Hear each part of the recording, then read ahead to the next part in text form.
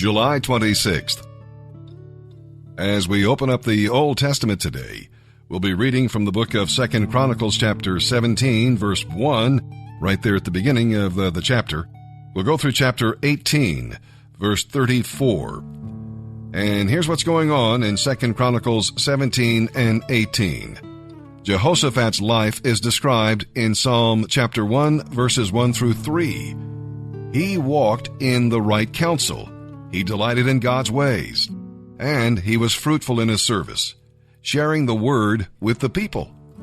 He practiced the fear of the Lord, so he was protected by the fear of the Lord. See, when you fear God, you fear nothing else. But Jehoshaphat married the wrong wife, joined the wrong allies, fought the wrong war, and almost came to the wrong end. By walking in the counsel of the ungodly and sitting with the scornful, the king found himself in serious trouble. He had to listen to false prophets and go to battle with a king depending on false confidence. You know, the pressure to conform today is greater than in that day. Are you resisting it? Are you succeeding in trusting in the Lord? Can you detect the false prophet and his message? Or are you impressed with his visual aids and pleasing message? Beware, trust in the Lord and Him alone. And now let's read all about it as we begin our narration of the Old Testament for today. July 26th, 2 Chronicles chapter 17, verse 1, through chapter 18, verse 34. Then Jehoshaphat, Ahaz's son, became the next king.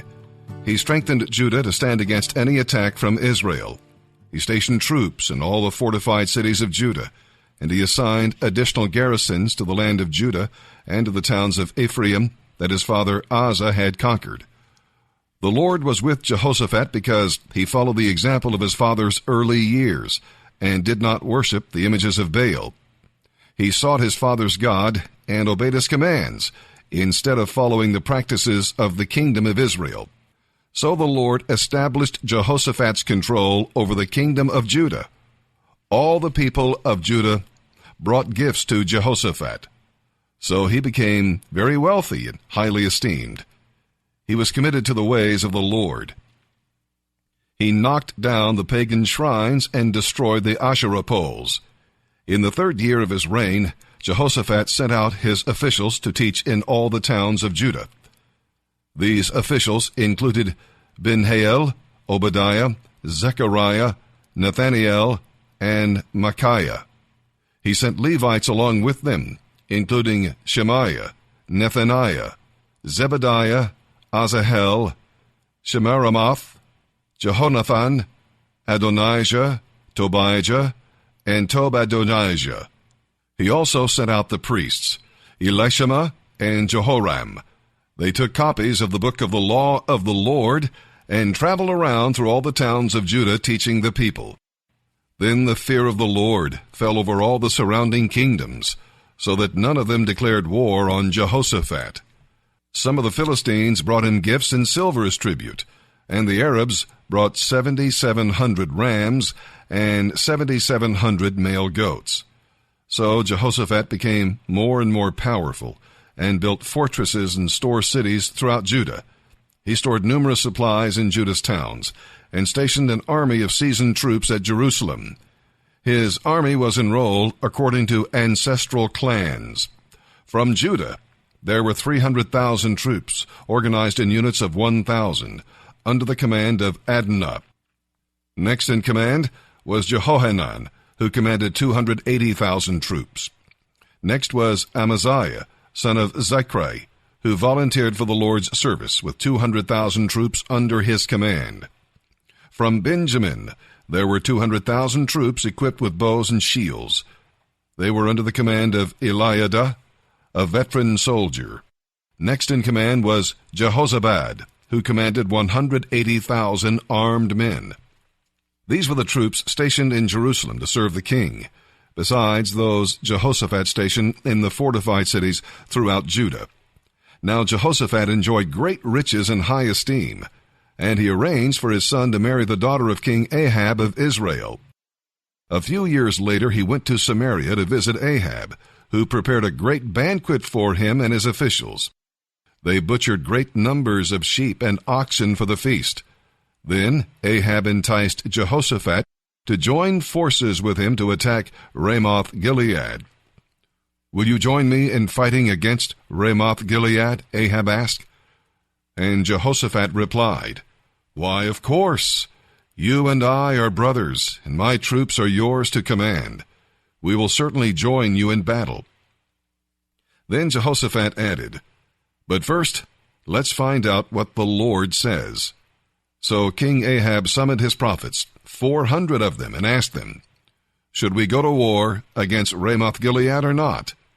They all replied, "Go ahead, for God will give you a great victory." But Jehoshaphat asked, "Isn't there a prophet of the Lord around too? I would like to ask him the same question." King Ahab replied, "There is still one prophet of the Lord, but I hate him. He never prophesies anything but bad news for me. His name is Micaiah, son of Imlah." "You shouldn't talk like that," Jehoshaphat said. "Let's hear what he has to say." So the king of Israel called one of his officials and said, "Quick, go and get Micaiah, son of Imlah." King Ahab of Israel and King Jehoshaphat of Judah, dressed in their royal robes, were sitting on thrones at the threshing floor near the gate of Samaria.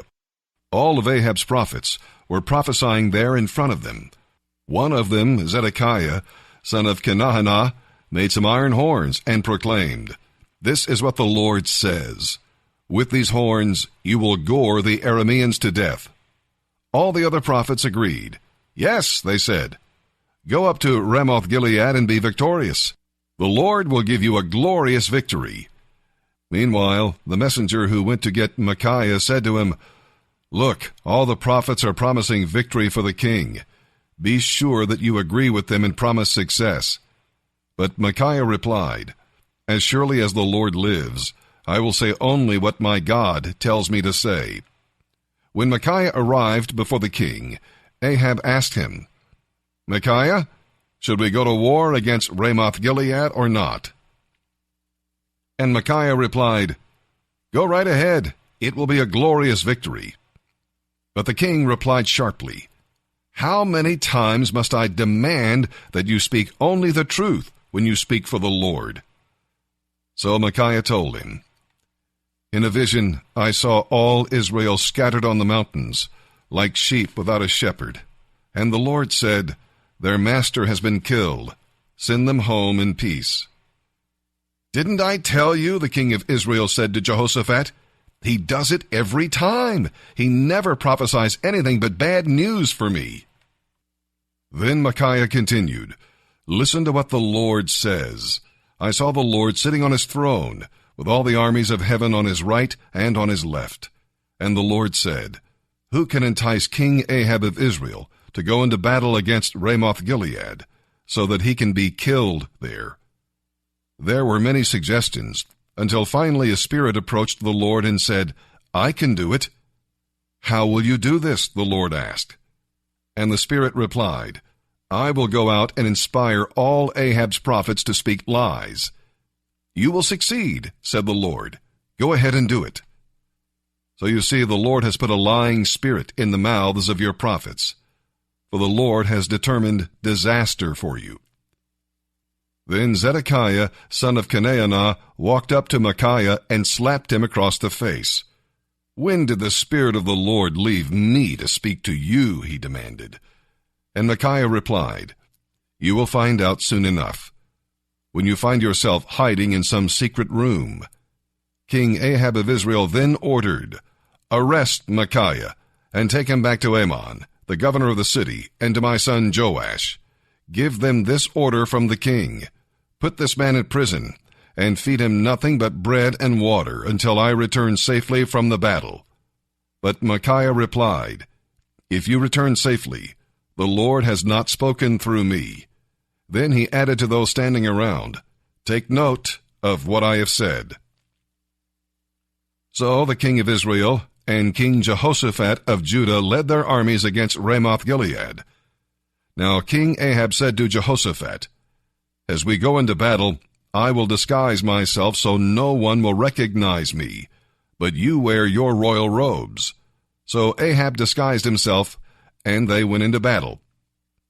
Now the king of Aram had issued these orders to his charioteers: "Attack only the king of Israel."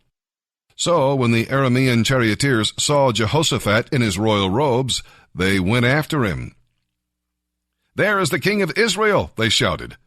But Jehoshaphat cried out to the Lord to save him, and God helped him by turning the attack away from him. As soon as the charioteers realized he was not the king of Israel, they stopped chasing him. An Aramean soldier, however, randomly shot an arrow at the Israelite troops, and the arrow hit the king of Israel between the joints of his armor. "Get me out of here," Ahab groaned to the driver of his chariot. "I have been badly wounded." The battle raged all that day, and Ahab propped himself up in his chariot, facing the Arameans until evening. Then, just as the sun was setting, he died.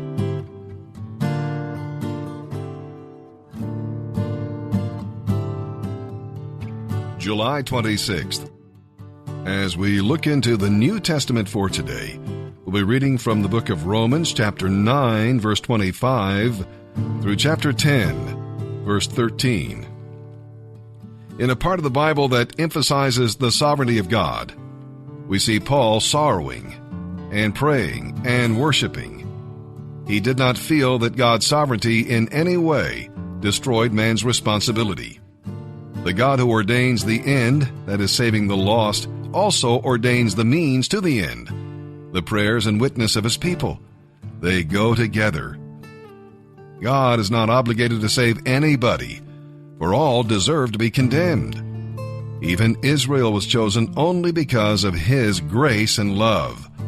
Therefore, nobody can criticize God or say he is unfair. That he is merciful to sinners should make us rejoice.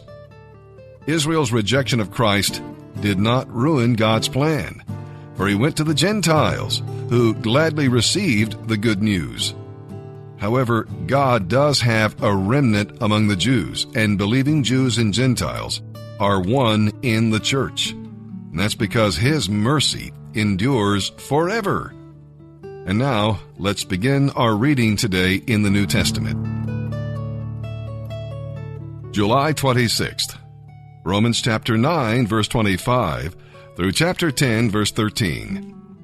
Concerning the Gentiles, God says in the prophecy of Hosea, "Those who are not my people, I will now call my people, and I will love those whom I did not love before."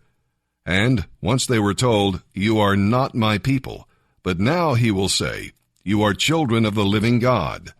Concerning Israel, Isaiah the prophet cried out, "Though the people of Israel are as numerous as the sand on the seashore, only a small number will be saved. For the Lord will carry out his sentence upon the earth quickly and with finality." And Isaiah said in another place, "If the Lord Almighty had not spared a few of us, we would have been wiped out as completely as Sodom and Gomorrah." Well then, what shall we say about these things?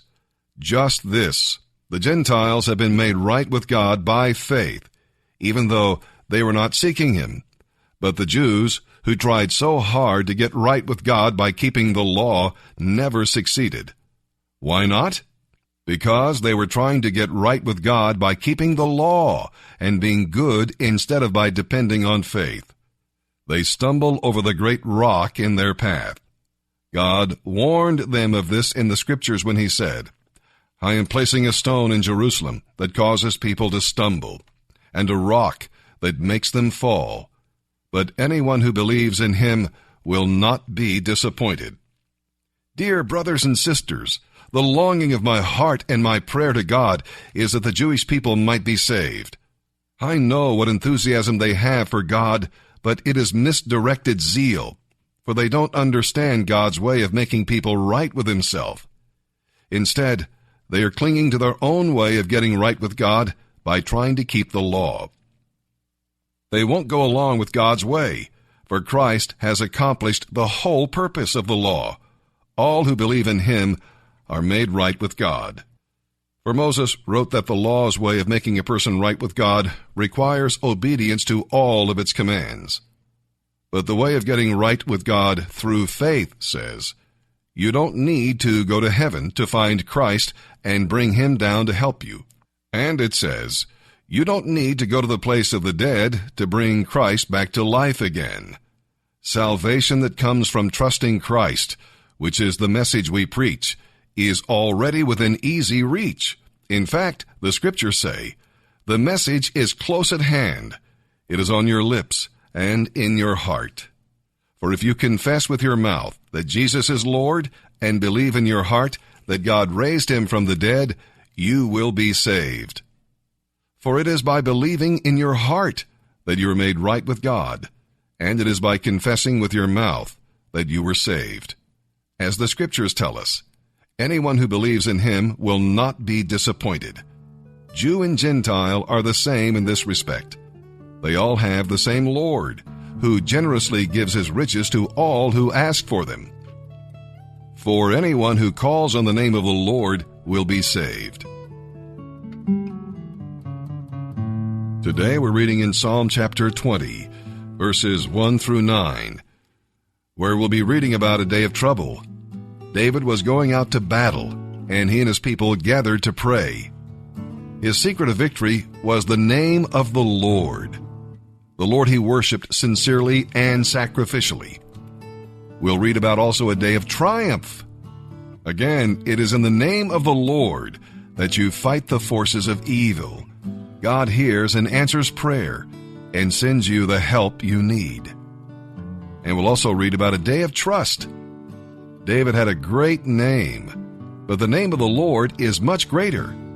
Some people have names that cannot be trusted, but God's name has never failed. Your days of trouble can become days of triumph if you trust in the name of the Lord. Psalm chapter 20, verses 1 through 9. For the choir director, a psalm of David. In times of trouble, may the Lord respond to your cry. May the God of Israel keep you safe from all harm. May he send you help from his sanctuary and strengthen you from Jerusalem. May he remember all your gifts and look favorably on your burnt offerings. May he grant your heart's desire and fulfill all your plans. May we shout for joy when we hear of your victory, flying banners to honor our God. May the Lord answer all your prayers. Now I know that the Lord saves his anointed king. He will answer him from his holy heaven and rescue him by his great power. Some nations boast of their armies and weapons, but we boast in the Lord our God. Those nations will fall down and collapse, but we will rise up and stand firm. Give victory to our King, O Lord. Respond to our cry for help. Proverbs chapter 20, verses 2 and 3. The king's fury is like a lion's roar. To rouse his anger is to risk your life. Avoiding a fight is a mark of honor.